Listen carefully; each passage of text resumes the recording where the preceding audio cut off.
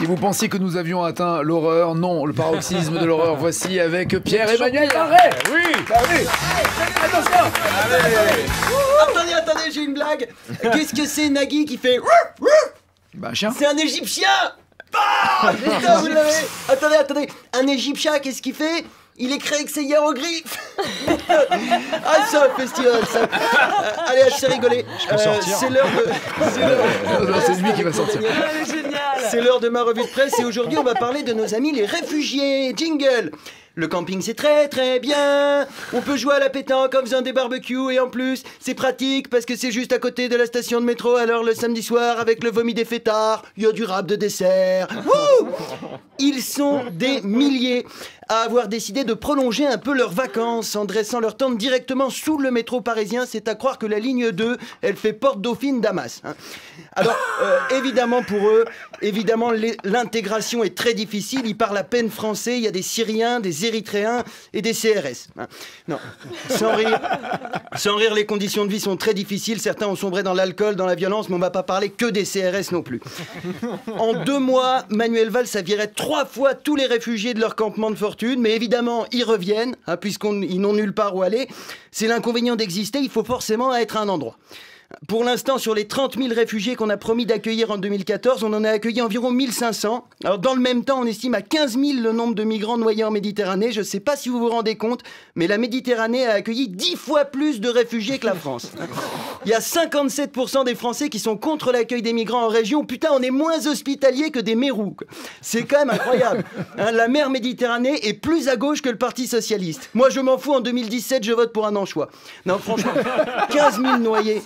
15 000 noyés, c'est horrible. Pour vous donner un ordre de grandeur, c'est comme si en Gironde, toute la ville de Floirac avait disparu.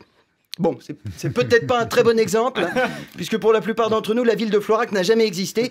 Mais quand même, c'est incroyable. On dépense des centaines de millions d'euros pour bombarder la Syrie. On n'est pas foutu de payer une chambre de Formule 1 aux survivants. En même temps, ils sont pas très malins non plus, les Syriens.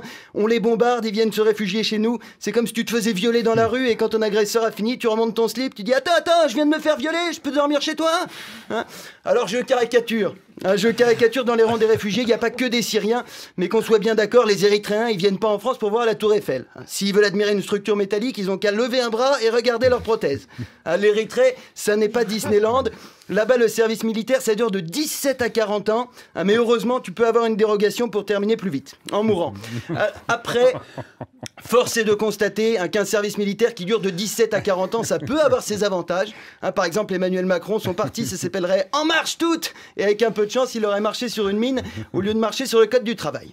Alors évidemment, dès qu'on aborde le sujet des réfugiés, t'as tous les gros cons nationalistes qui disent « Oui, mais ils veulent juste voler nos emplois. Excusez-moi, mais pour l'instant, ils veulent surtout le travail de nos clochards. » Et puis avec l'hiver qui arrive, entre les SDF et les réfugiés, Paris et Damas, ce sera la même chose.